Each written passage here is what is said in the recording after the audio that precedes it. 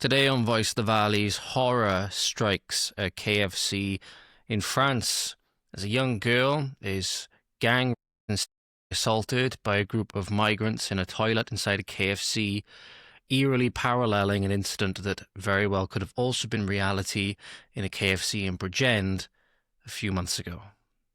We've got that and a hell of a lot more today on Voice of the Valleys.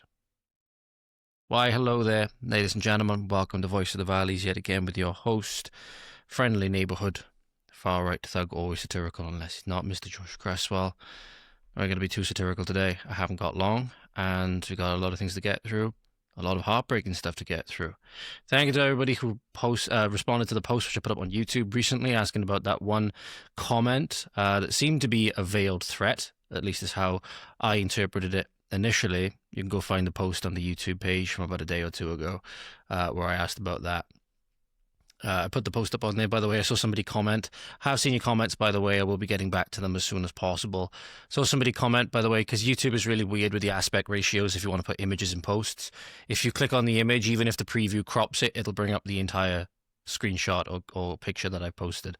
So sometimes the picture will be cut off, but if you click on it, it will come up. So sometimes when I post things, it'll be cut off by the preview. Make sure you click on it to get the full thing. Getting straight into today, horror story, absolute horror story happened recently, ladies and gentlemen. The sad thing is, it's obviously actually happened to a young girl in France. The biggest thing for me, not only with that happening, this very easily could have happened in Wales a couple of months ago. So I want to take you back to episode 42 of Voice of the Valleys, installment 42.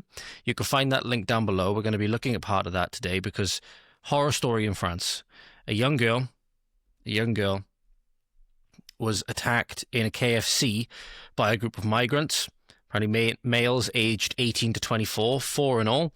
When I initially asked Grok to break down the first post where I saw this story being broken, it initially said it was downplaying the immigrant ties. Apparently they are French nationals, three of them from French Guiana and one of them from Haiti. I'll bring up some things why it's potentially a little bit misleading when we want to downplay the immigration stuff, because there's a fair ways, if you know anything a little bit about geography, there's a fair ways between French Guiana and France, despite them having a commonality in their name. The attack took place apparently in Westfield Forum de Halles shopping centre in Paris, and they've recorded it on their phones. So there's this article which you'll find linked down below in an article or in an outlet. It's just buffering at the moment, so I need to translate the article to English. In a paper or a newspaper outlet or a journalistic outlet, whatever term you want to use, called La Parisienne.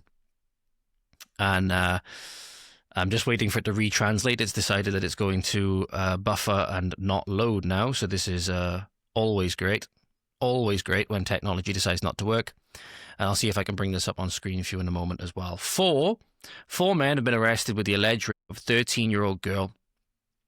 13-year-old girl in Le Halles.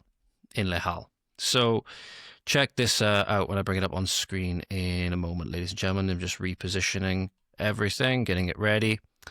I know that's why a lot of them, they have producers. A lot of shows that do this when they can afford it. They obviously have producers and stuff like that. That would be nice. But here you go.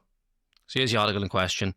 4 men were arrested Monday evening in the first arrondissement of Paris following the alleged rape of a 13-year-old girl in the toilets of a fast food restaurant in the Forum de Halles shopping centre, and they've been taken into custody. Like I said, according to other breakdowns that I've seen, there's 3 French Guyanans and 1 Haitian migrant that's been involved in this. They were aged 18 to 24, and they were arrested after the alleged rape of a 13-year-old girl in the toilets of a fast food restaurant in the shopping complex. According to a police source, the incident occurred on Monday around 10:30 p.m. at the KFC restaurant. Police officers from the central police station were alerted by passers-by in the La Halle area, or La Halle area, I'm not exactly sure how to say it, that a young woman had told them that she had just been. At the scene, the young victim reportedly told police that she had been in the restaurant's restroom by 4 individuals. Prosecutor's office that stated that the victim explained to officers that she had spent the evening with a friend and a group of people near the McDonald's in Châtelet. Following a police check, friend stayed with the police while she had followed the group to the KFC in La Halle. The young girl indicated that she had been subjected to acts in the toilets imposed by 4 men from the group.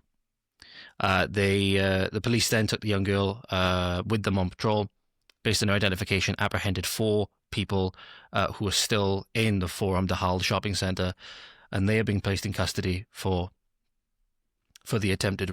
for the gang rape, not for the attempted... accused. They were accused. For the alleged. For the alleged is the word I was looking for.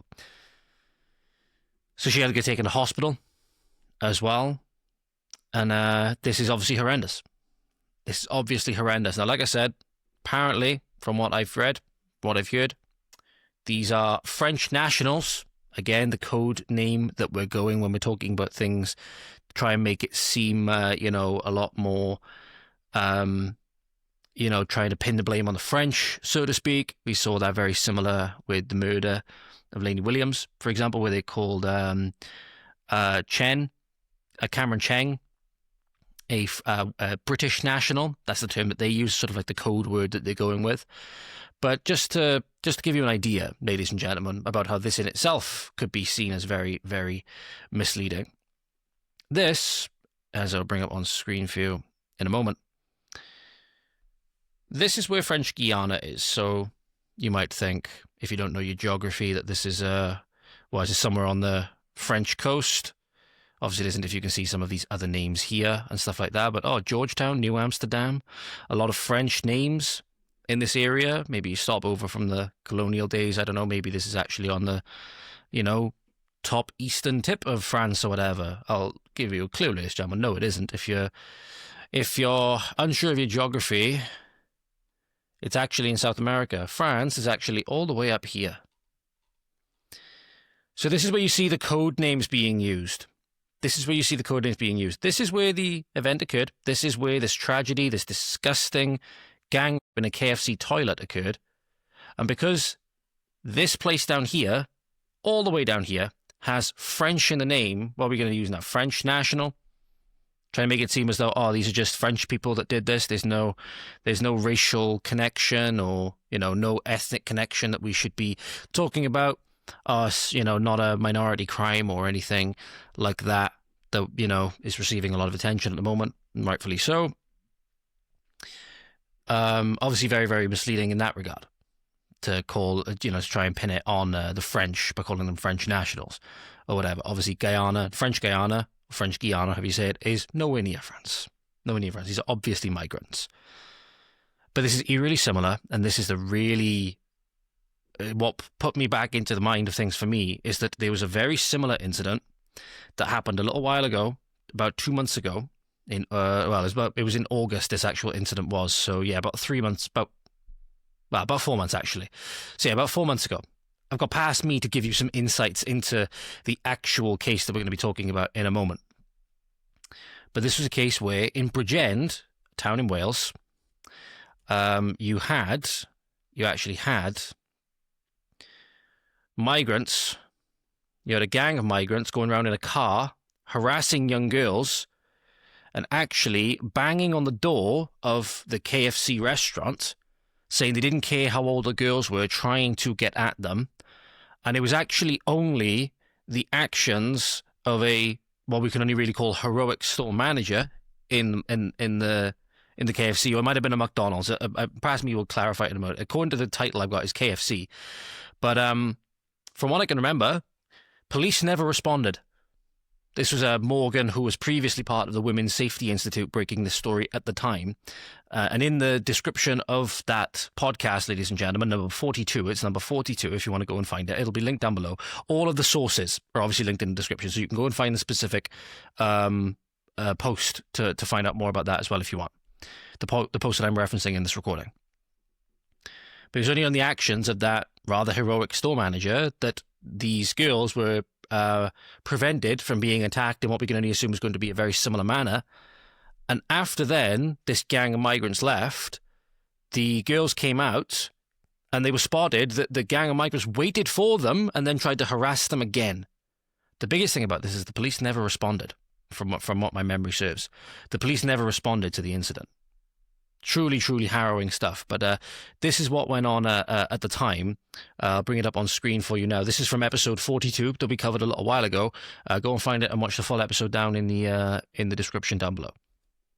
That doesn't really make sense. They're two different car companies, but it appears to be a black BMW or black Volvo with the registration, ladies and gentlemen, which you're going to look out for if you happen to live in the area, WL64GYY. That is WL64GYY. A 16-year-old and her friend were targeted and harassed by 3 foreign men in this car. The men initially asked for the girls' phone numbers, and when refused, they continued to harass them. The girls sought refuge in the bathroom, but the men banged on the door, stating that they didn't care about the girls' age. The manager intervened, prompting the men to leave, and advised the girls to wait 30 minutes before exiting through a side door. However, when the girls left, the men pulled up next to their car and resumed the harassment. KFC contacted the police, but it's reported that the police did not respond. That should not surprise you. Should not surprise you whatsoever. In fact, I'm going to read you one of the comments before I carry on with the rest of this that was left on that recent Rill video, which I found quite entertaining. So yeah, police didn't respond. Police didn't respond. So read another comment here, but there's somebody left on that video. Absolutely. However, I did have... Could have very well easily been in my home country that this event could have happened. Very nearly did. Very nearly did. And in fact, in this particular incident, shows how dedicated that these disgusting people were, that they actually waited until the girls came out of the side door. Remember, they didn't come out back the front of the restaurant, right? They came out through a side door, which presumably would be for a staff-only area, right? And then immediately they were pounced upon again. Immediately they were pounced upon again and had to run back inside through that same door. So what you're seeing here, like, for example, the assassination of Charlie Kirk being the one time that it got through. Stephen Crowder, for example. I know I talk about Stephen Crowder a lot. I probably drive a lot of you mad with how much I talk about Stephen Crowder and some of the other American political commentators and stuff like that. But he mentioned before, with the radical left in particular in these places, he even had terrorists coming from Yemen through East Grand Rapids. He had all manner of different acts of violence committed against him, tires slashed, concrete milkshakes, all manner of different things, right? Many different attempts on his life. Still gets them now. Still gets them now. He had I believe it was an imam live on his show, call for his death and issue a fatwa against him, right? He was talking about the many times where there's been these instances, there's been these attempts on his life, there's been these threats, there's been these other incidences where, he's had his tires slashed and all these other things, right? Acts of violence, disruptions, all of these things. And we see them in the UK as well. Paul Golding has had what we call Osmond warnings. Been so many political commentators had Osmond warnings, and you see a few cases where things get through. The murder of David Amos, Lee Rigby, right? All of these things stemming from numerous things that could have been stopped time and time and time again if our politicians had acted correctly. Charlie Kirk being the one instance where these leftists managed to get through and assassinate him. This time being one of the instances where, again, it could have been these girls in Bridgend, right? It could have been these girls in Bridgend had they not been as lucky as they were, and had the store manager not done their due diligence, gone above and beyond in their service when the police wouldn't do anything. The one that got through in this instance was this poor young girl in France, and now she's going to have to live with that for the rest of her life. She's going to have to live with her life. And it is emblematic, obviously, as we talk about time and time and time again, of wider problems, particularly with our government, that seemingly are doing everything they can, as we talked about before, as we talk about ad nauseum, to directly enable this kind of stuff. Michael O'Keefe, for example, and this is Ireland. We're going to be tying all different stories together in this moment, ladies and gentlemen, in this next bit. Michael O'Keefe, was an Irish nationalist, an Irish journalist, I believe, broke this story from the Irish Independent. Now, I don't have that actual article itself because it's behind a paywall, but there was one published which seems to highlight similar things, or at least the same things, in breakingnews.ie. Migrants, about 200 of them, have been found to have been placed into state care with vulnerable children. The government seems to have placed them into care with vulnerable children after they lied about their age. And we've seen that these migrants, when they lie about their age, they've been put into schools, right? They've been put into schools alongside your kids, and you're none the wiser, and if you ask any questions, you're liable to be investigated. The news headline from the Irish Independent is nearly 200, again, quote-unquote, asylum seekers listed as children and given Tussler accommodation later turned out to be adults. A number of immigrants who applied for international protection as minors but were subsequently deemed ineligible because of their age more than doubles since 2023. And it sees all of our political parties. Sinn Féin is, calling for robust systems to protect children and stuff like that, all the while touting how great, immigration is for Ireland, especially from these areas, right? I can't think that, the funniest thing, not mocking you guys in Ireland in any way, but obviously as British and as Irish, we've had our troubles quite literally in terms of warfare, in terms of Irish independence, being part of Britain and all of these things, for as far as back as we can remember. And you guys will take no end of pride in sticking it to the English or sticking it to the British and all of these things. All the while, your main nationalist party, Sinn Féin, is touting about how good that the Irish people's replacement is with people from the third world. And they're directly enabling this. You guys as actual nationalists, a bit like Plaid Cymru, calling themselves nationalists, or don't even call themselves nationalists, they call themselves internationalists, try to masquerade as nationalists to fool people.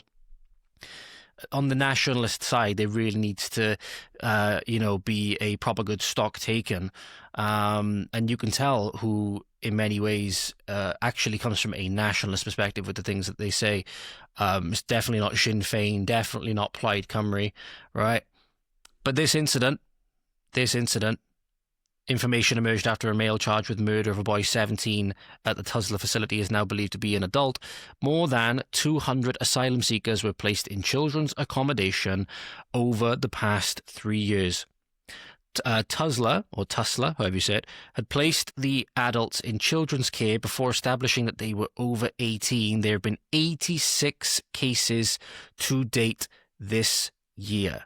So have a little read of this on screen as well, ladies and gentlemen. The article's on screen. According to the Irish Independent, the number of immigrants who applied for the international protection as minors but were subsequently deemed ineligible because of their age has more than doubled since 2023. Speaking on News Talk, Eontu leader Peter, I don't know how to pronounce his surname, said this is unacceptable. Obviously, it's absolutely shocking. And again, we believe Tussler and the immigration services are not doing their job properly to actually fully check the age of individuals. You don't say.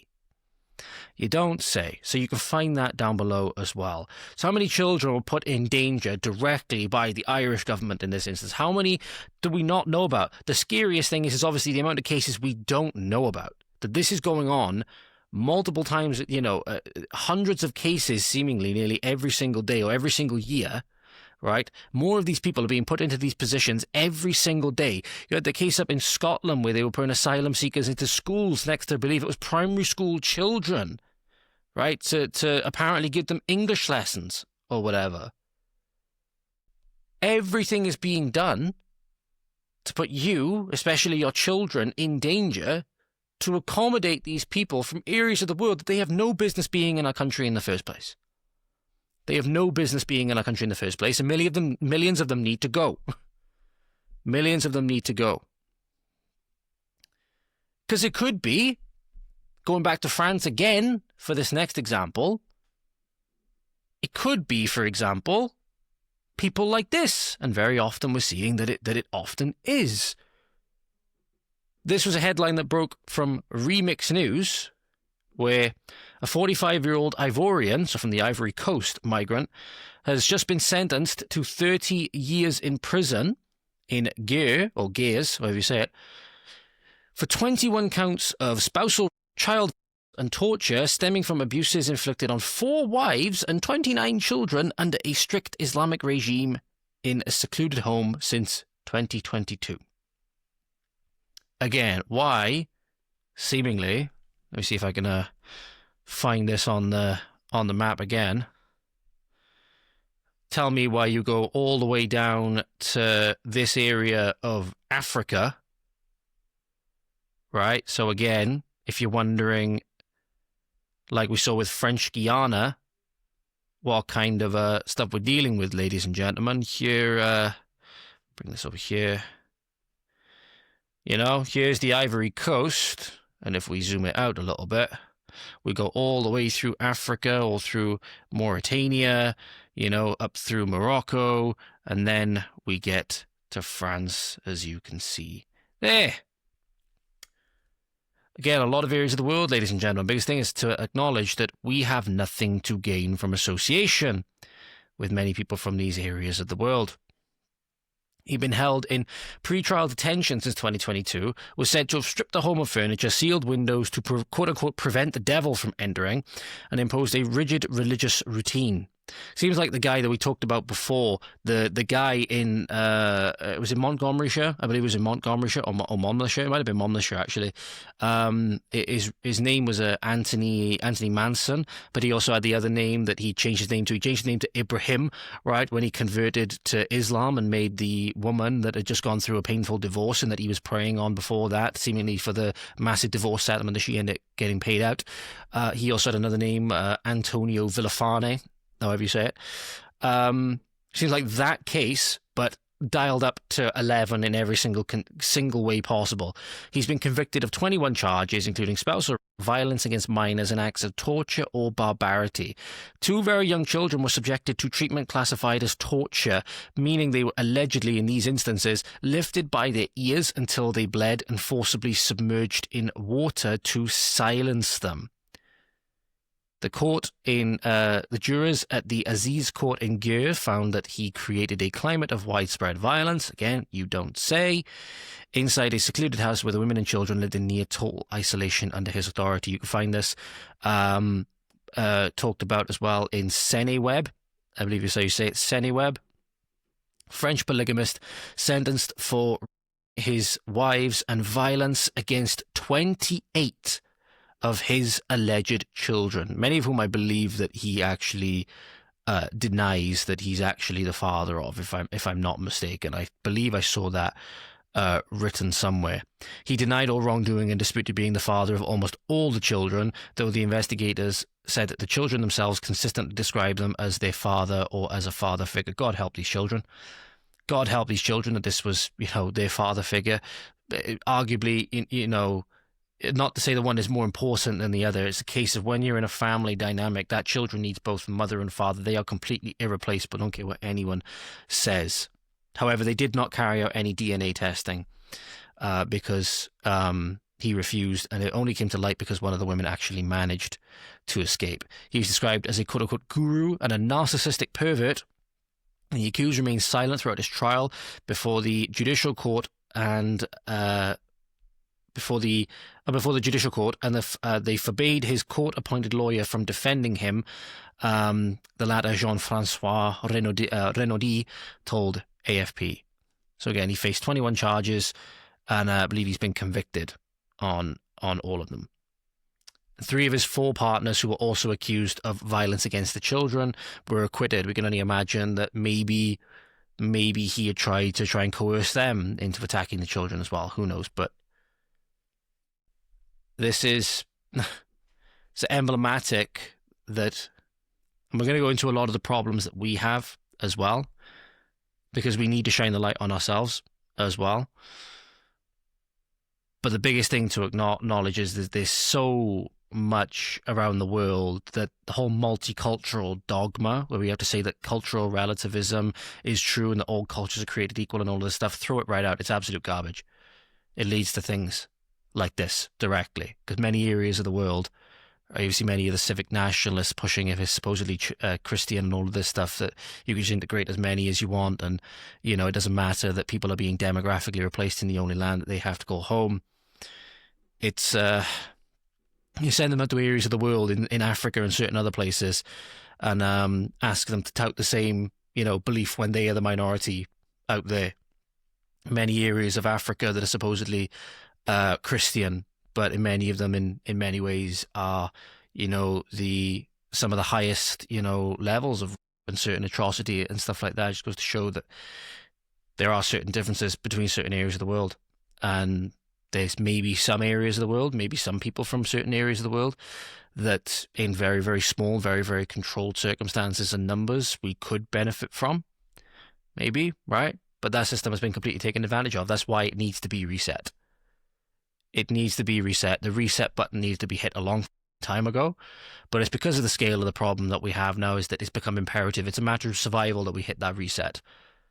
It's a matter of survival that we hit that reset. If it had been a hit back in the 60s, then Enoch Powell was talking about rivers of blood. God, think about how many atrocities could have been prevented. Lee Rigby would still be here. People who lost their lives in Manchester Arena would still be here, right? People who lost their lives on 7/7, you know? People that have been injured in all of these attacks wouldn't have had those injuries. Seemingly David Amos would still be here. All these other things would still be here. The political climate would be so much better because it wouldn't be so divided. Because at least we would have a good understanding of who our people are, and we would have that ethnic homogeneity on our side that at least joins us together by all being British and all being British by blood. So again, we have serious problems that need addressing, and that's why ultimately when you get down to the roots of it, right, you're going to get down to the demographics of the nation. That's just the reality. That's why, again, you got to think, our politicians put in so much focus on pushing the demographics, pushing demographic change with diversity and all this stuff. Maybe that tells us how important it is exactly. Maybe that's why when you see people ostensibly on the right, ostensibly nationalists, downplaying that factor, maybe that should make you a little bit suspicious of them, in my opinion anyway. But again, not to say that we have it all perfect and that we are all good at home, because we're not. Because we're not. And this is why, again, the courts being lenient to everybody who does this kind of stuff is absolutely awful and abhorrent. And in many instances now, you can't fault these girls for holding these kinds of views, even when empirically we've seen in many instances that in the vast majority of cases, and even per capita data and stuff like that, and again, Operation Stovewood, that certain minorities are massively overrepresented in the stats, right? Again, about 3% of the population in Operation Stovewood being of Pakistani descent, and they were responsible for over half. They were responsible for nearly 2/3 of the child abuse and exploitation that were, analysed and that were found. But we do have massive problems. We do have massive problems with our own that get involved in this as well. And this is where Sky News is pushing this quite hard at the moment. But we have two girls here, tragic victims, very, very tragic victims of these gangs as well. Tony Louise, and there was another girl, I believe, as well. But she met her when she was 12 and he was 19.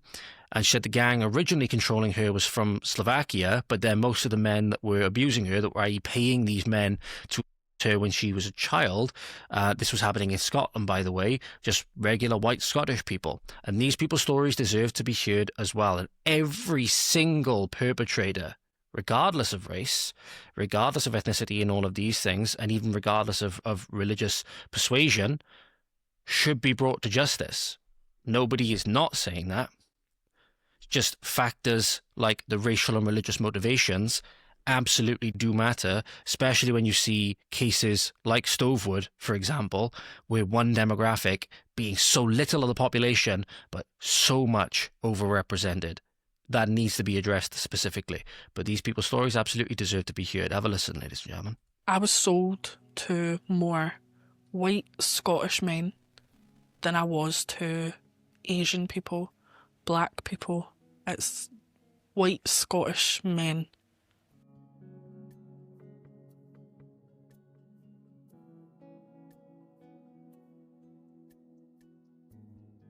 He would buy me clothes, shoes, bags, makeup, food.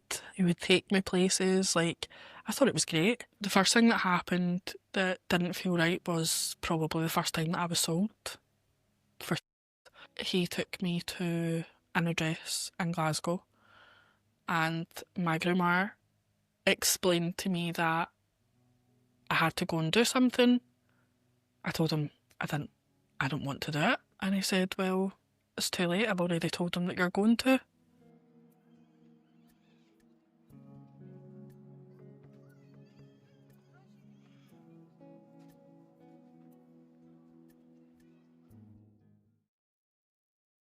Now, I don't actually know where that cut off, purely because it's done that glitch again where I can't actually hear the video. So bear with me, ladies and gentlemen. I will just have to quickly sort this out.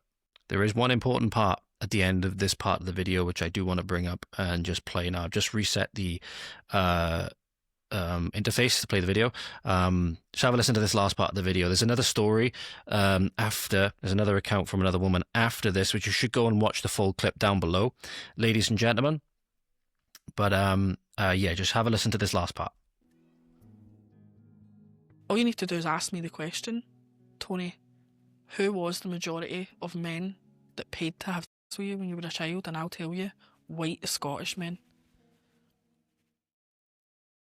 So there we are. And it does seem as well, because there's another lady by the name of Leona as well.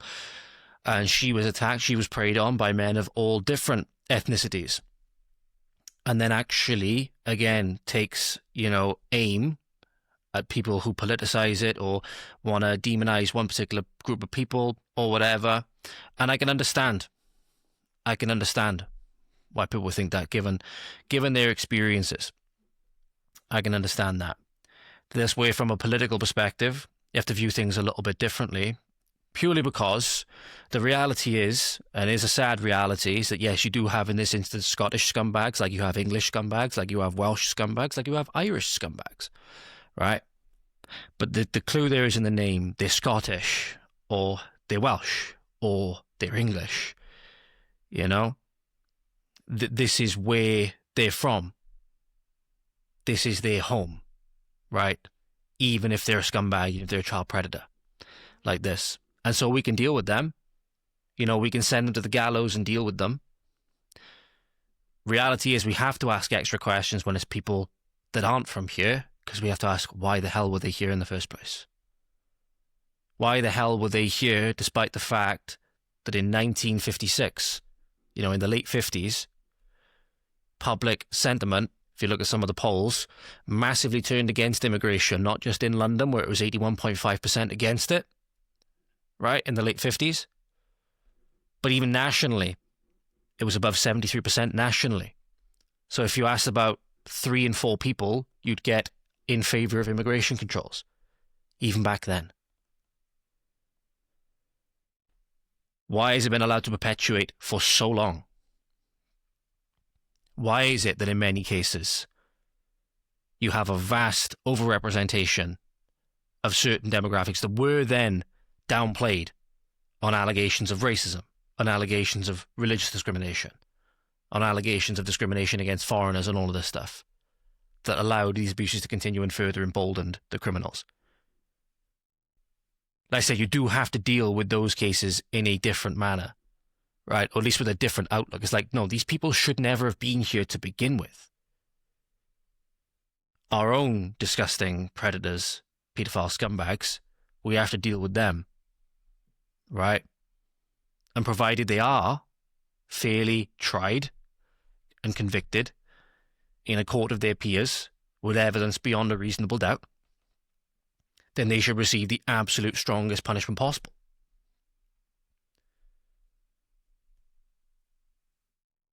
People that are from outside, just get rid of them.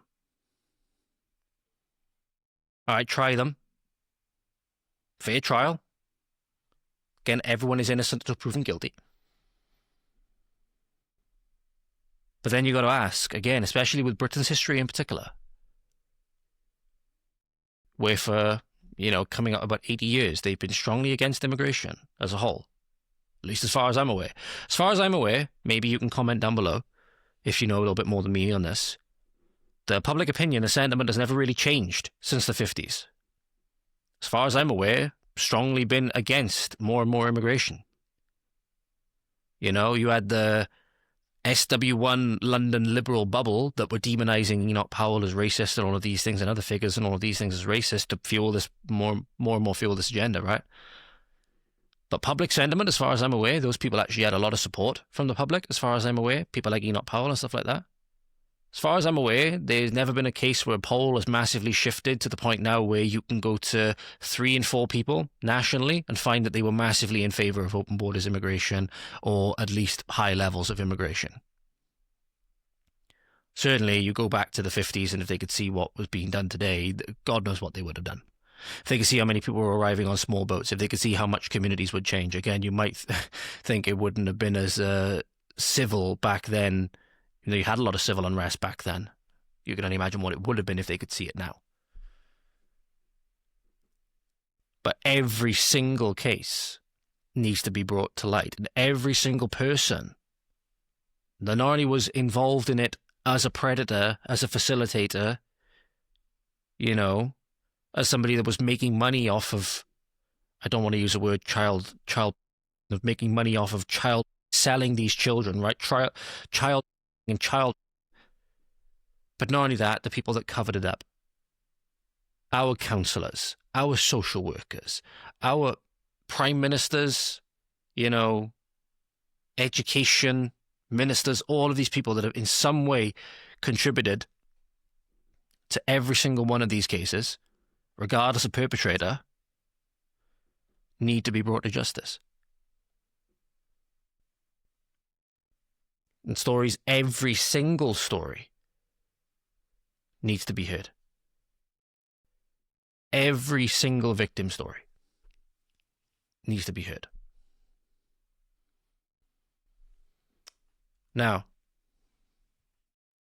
speaking of talking about things that are extremely important, and as a counsellor, George Carroll is going to be coming back on this, mentioning that we need to be able to speak open and frank about certain things, particularly with regards to the plight of things like foreign sex crime and stuff like that. But we're going to start off with one particular point which I wanted to bring up from this video, which is with a young man speaking, I believe, either this is BBC Question Time or something like that. It was BBC Wales cast. I believe it was BBC Question Time Wales equivalent.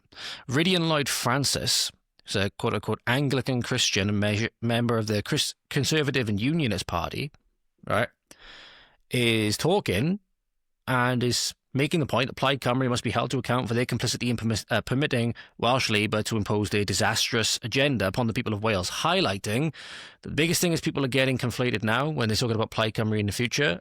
We got a clip to go over at the end, which is really, really important as well. Thinking that Plaid Cymru is going to be any different. They've been pulling the strings in the background this whole time.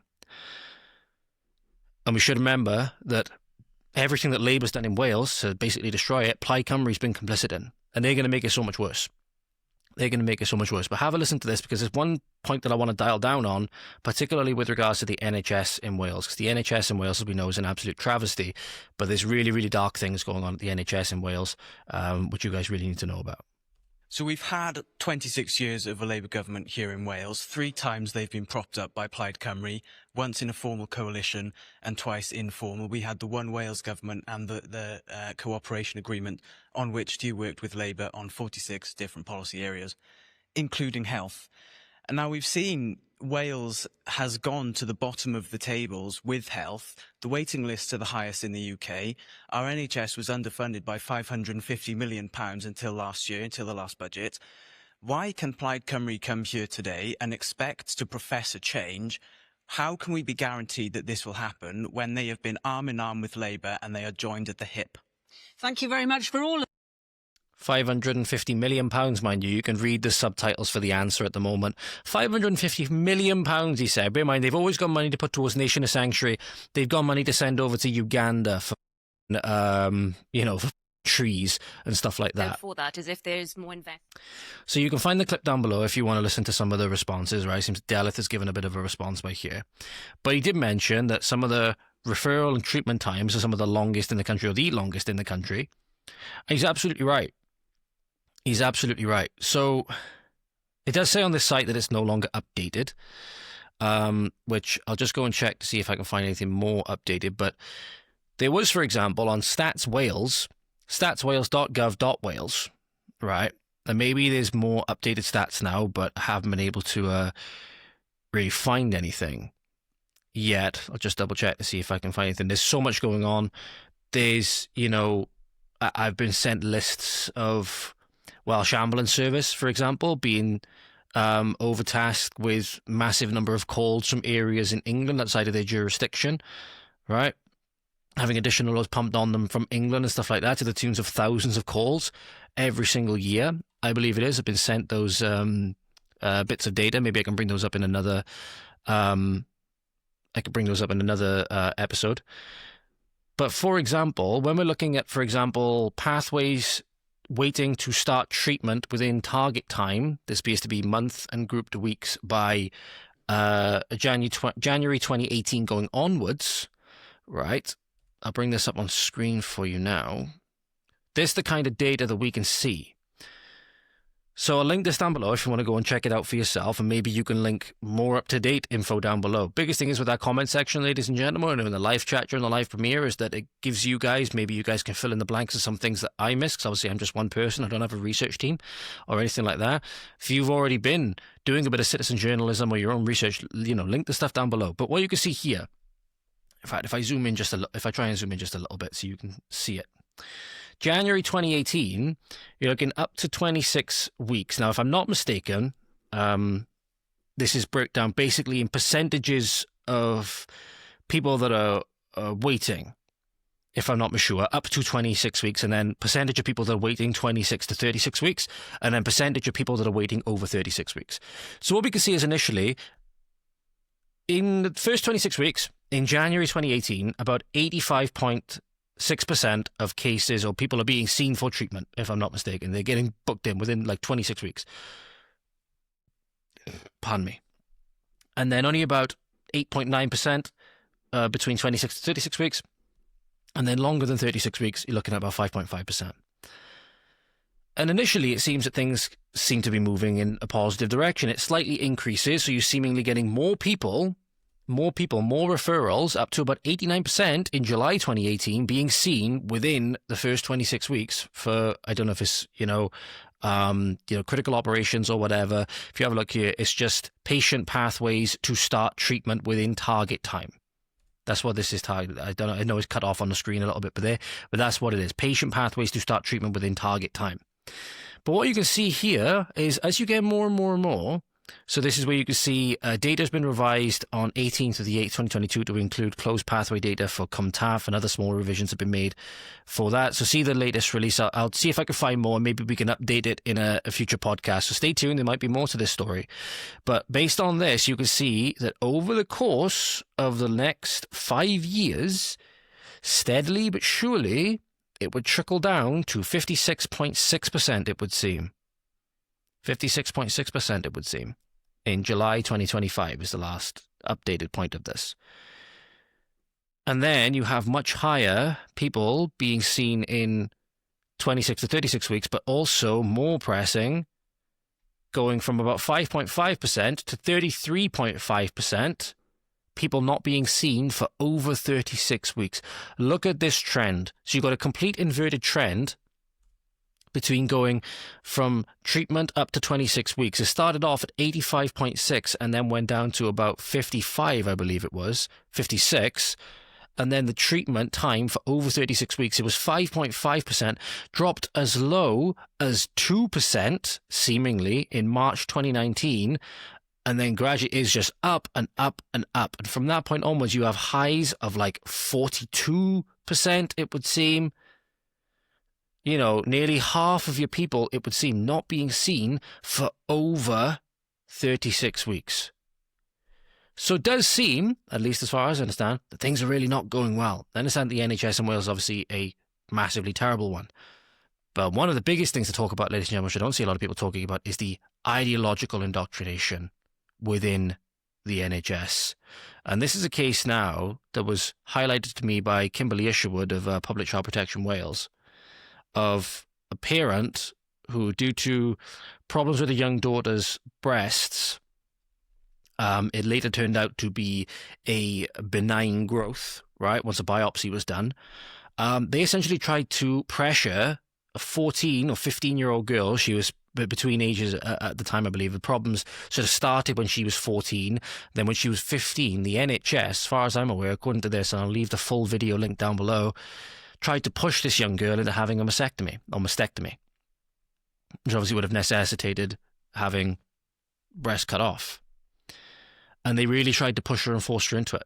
And as we talked about before, government, hell-bent on gender-affirming care, hell-bent seemingly on transing the kids and all of this stuff, finding ways to subvert the Supreme Court judgment, all of these things.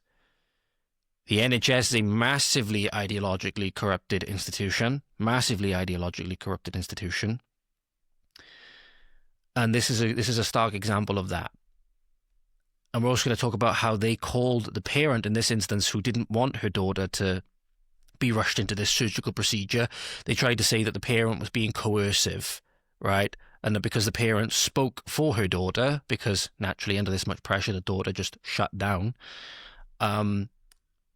they called her, again, coercive and tried to demonize her in that way. And I believe the NHS in this case ended up actually getting taken to court, if I'm not mistaken, by Kimberley Isherwood and her team, and they actually won, if I'm not mistaken. So have a listen. Have a listen to this, ladies and gentlemen. We've got 2 clips to break down from this. This is absolutely disgusting.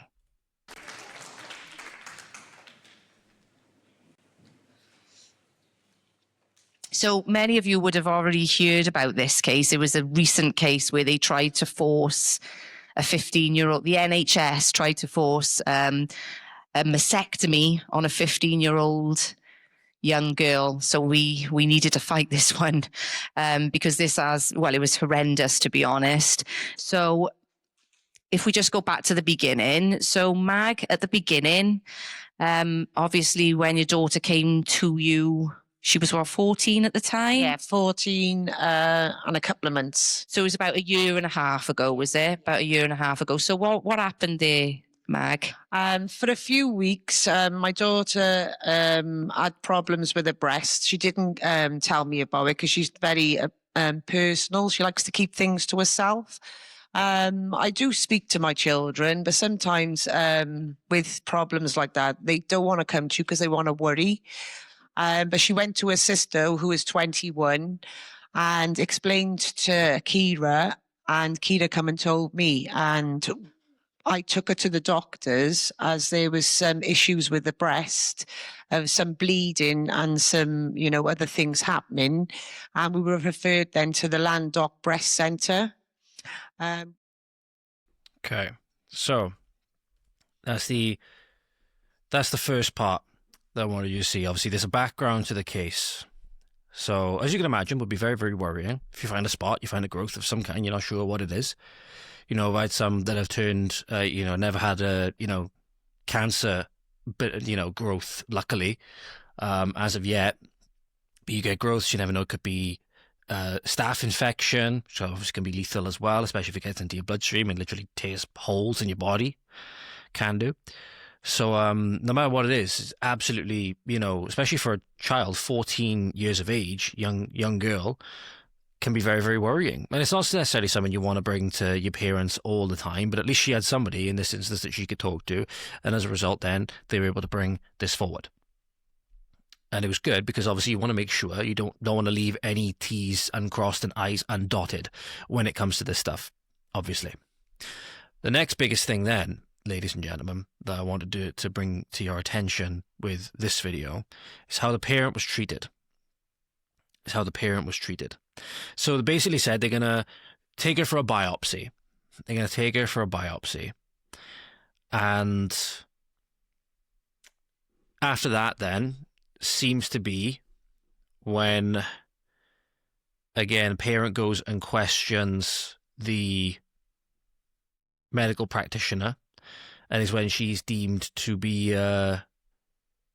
coercive. And she mentions the culture within this NHS place as well. This, I believe, this Landoc Breast Clinic, saying there's a lot of bullying. And obviously this is already a young girl that seems to already be in her shell enough as it is. But then this is what happened. This is when she was labelled as somebody who was being coercive, right? And they actually then tried to get the local authorities to, basically come and take her children away. It's a slightly longer clip, ladies and gentlemen, but stay tuned. It will be worth it. This very stressful. And we've seen this is like stuff that's straight out of like either Canada or California, Gavin Newsom's California, right? Where for any reason, especially to transition and sterilize and do all sorts of harm to them, because this is a deeply evil system and ideology, they're trying to take your kids away. Parents, this is where you need to be listening up. This could very, very easily be you. So that's when then I got after we'd been to the hospital, the consultants which we were seeing, there was a lot of bullying going on. The reason why I was saying, where my daughter's a bit personal, she doesn't like to speak a lot for herself. She'd shut down, so I done the talking, and I was classed as a coercive and giving Supportive, basically. unsupportive parent. And they issued the local authority on me because I wouldn't agree with the decision.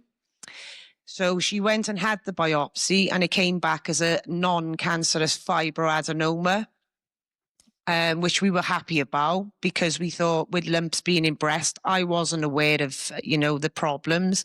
I was thinking could be breast cancer. I done my research then and realised that a lot of women and girls do get these fibroadenomas, and they are, they're not, they're common.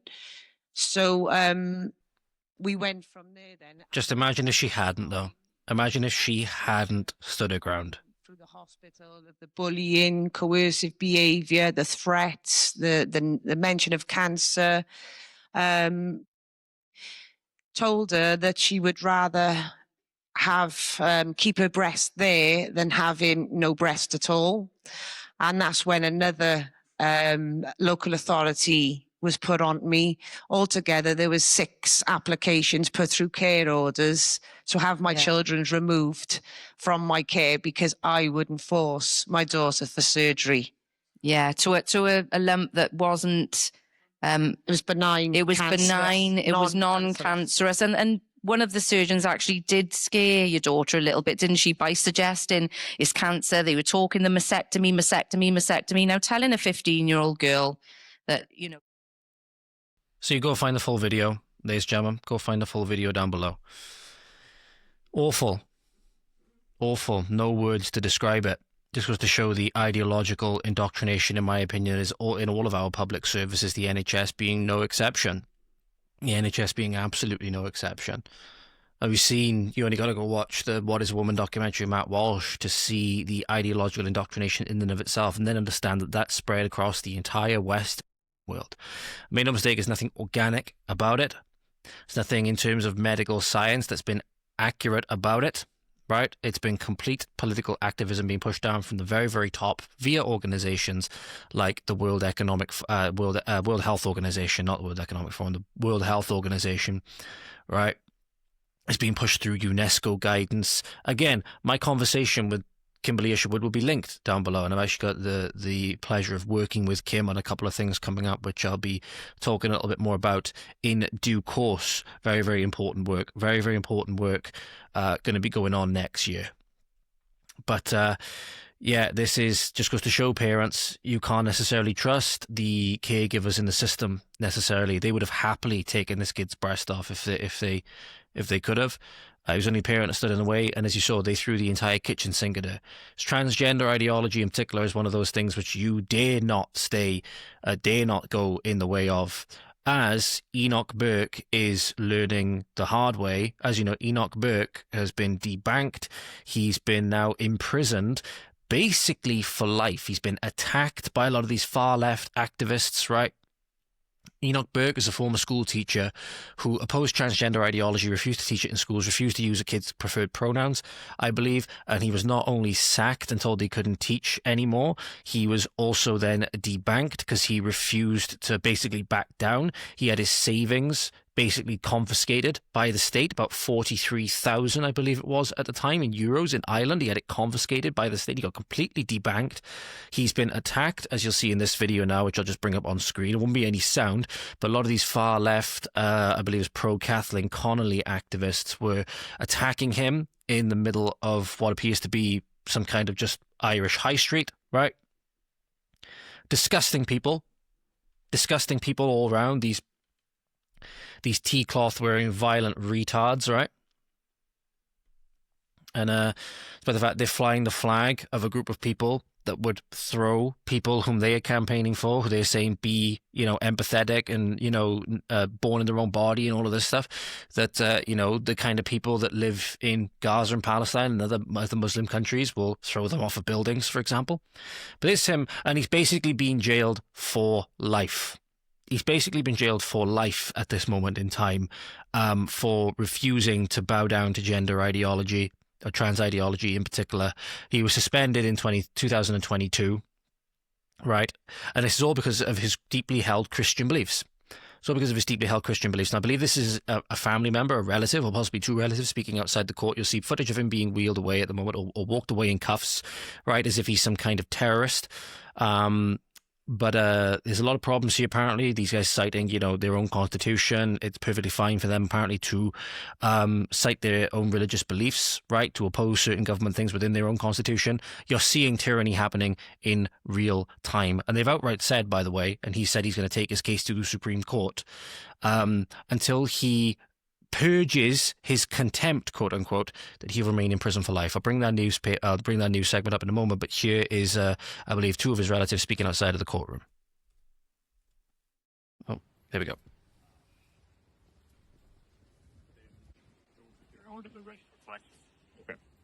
This is Enoch Burke, the teacher who has refused to deny his Christian belief and bow to transgender ideology. We're here at the forecourts again in Dublin, where Enoch's case was again before Mr. Justice Brian Cregan. And he had a number of matters to deal with today in relation to the case. But at the beginning, he said, if any member of the Burke family so much as speaks, they will be removed by Gardaí. So this is the situation we're in. Lies are being told from the bench. Enoch Burke, his name blackened, the Constitution set at naught, the law disregarded, and if a person so much as speaks a word, they will be removed by a battalion of Gardaí. Judge Cregan today. It's particularly disgusting when they won't even let any family members speak or anything like that, otherwise they'll be thrown out. It just goes to show these judicial systems, they will happily tarnish your name. They not only happily tarnish your name, times today, but they will not only, again, allow your name to be tarnished, they won't allow you to defend yourself.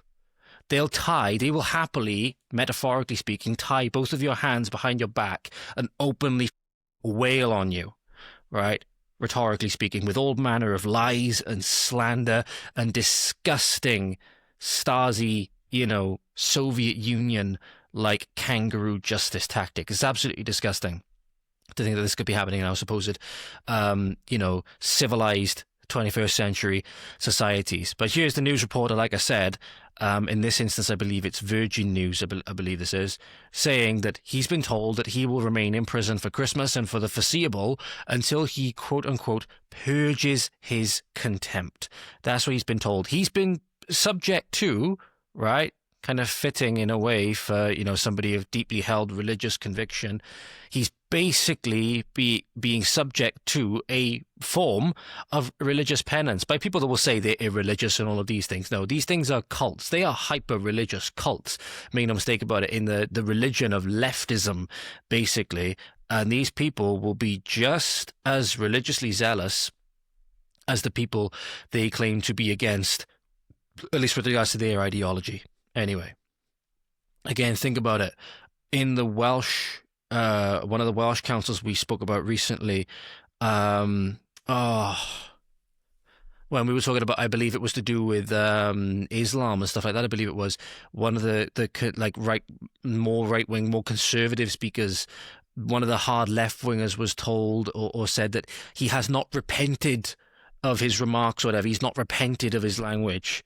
Right, this is a battle between good and evil. Make no mistake about it, and those things do exist. Now, a High Court judge has told Enoch Burke his preferential treatment has ended and he'll remain in Mountjoy prison for Christmas and beyond until he purges his contempt. At a hearing which has just ended in the past few minutes, the former teacher told the court his plans to take his case to the Supreme Court. Let's go live now to our courts correspondent, Deborah Naylor, who is at the hearing and joins us now. So, Deborah, what can you tell us?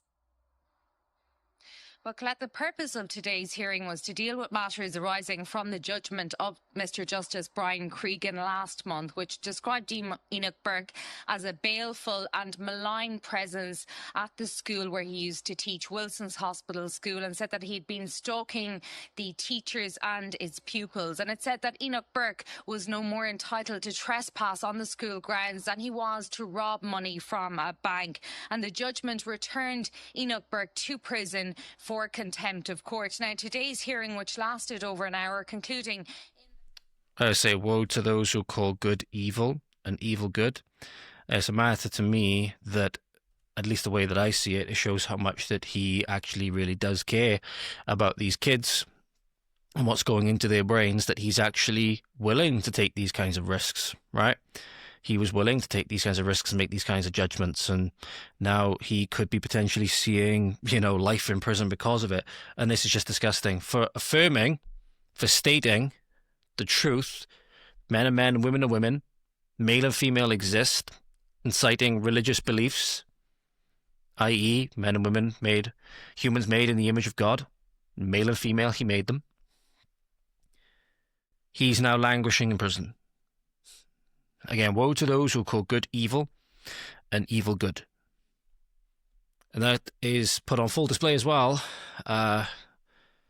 in one of these last videos I want to go over, because I need to start rounding this episode out now, because I need to go somewhere. This was, if you're not getting put in prison for things, for pointing out things that you're not supposed to and wanting to talk about things that you're not supposed to, that government have decreed you're not supposed to say, at the very least, they'll just outright deflect and not want to talk about it. And that's where Councillor George Carroll actually comes back in this now, where he points out that many people from certain areas of the world, based on current statistics that we have, right, statistical models that we have, Centre for Migration Control, from Freedom of Information Act requests and all of these things, that some people from certain areas of the world are potentially up to 20 times more likely to commit sexual crimes, right? He pointed this out, said that we need to be willing and able to have more matter-of-fact conversations about this and actually do something about it. And then the minute it's thrown back to the liberal female, who, yes, looks exactly like you would expect, an aging liberal female too. Minute it says like, oh, thank you for bringing that up, and we're just going to ignore it now. We're just going to ignore it. It's basically what she said.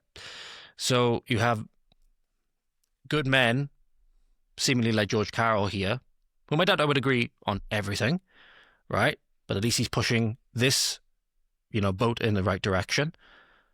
Just fighting this massive uphill battle at every turn, either just being ignored or demonized, threatened, attacked, all manner of different things, simply for saying the truth. I hear people shouting from sedentary positions, but with respect, I would say that we do need to speak frankly and honestly about these issues.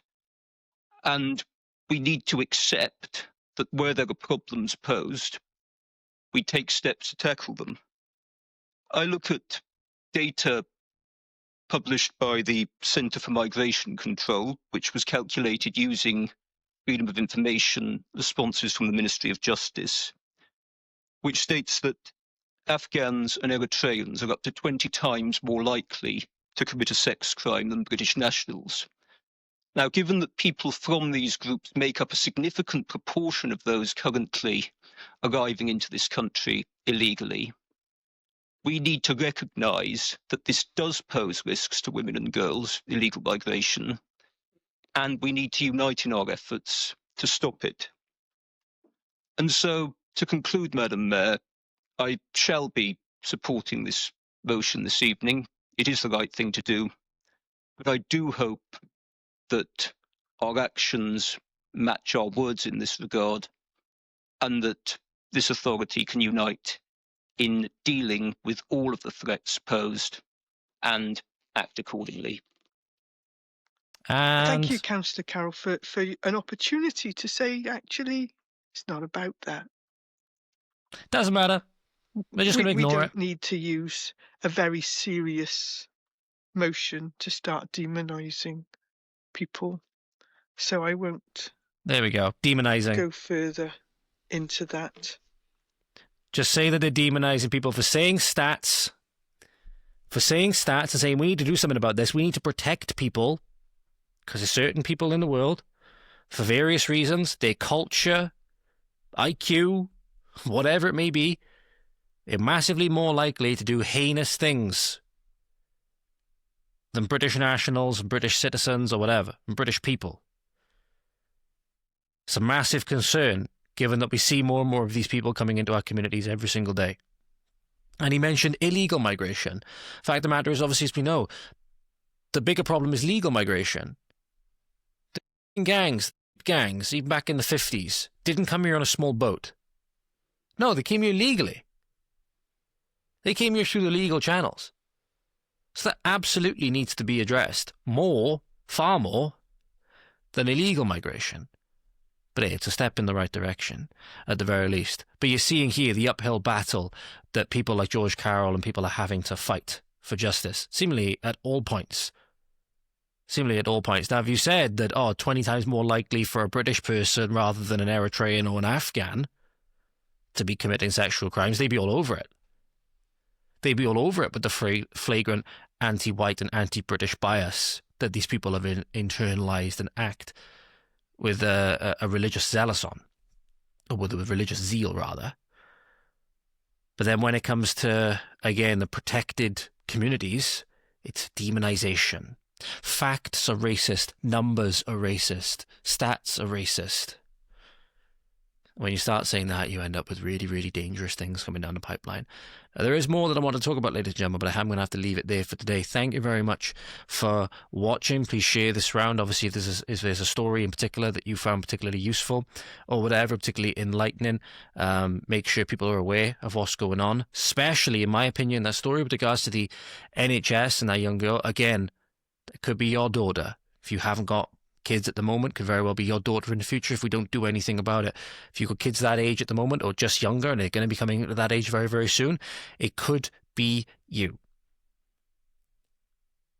And there's going to be some initiatives coming out next year to really take our political system to task, that hopefully things all go to plan. I'm actually going to have some involvement with in some limited capacities, which I'm very much so looking forward to. I'm doing what I can to help these endeavours, so stay tuned for that.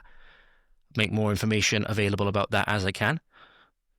But yeah, thank you very much for watching, listening. As always, ladies and gentlemen, diolch yn fawr. Have a good morning, afternoon, evening, night, wherever you are. Hwyl fawr. And yeah, we'll see you next time. Godspeed.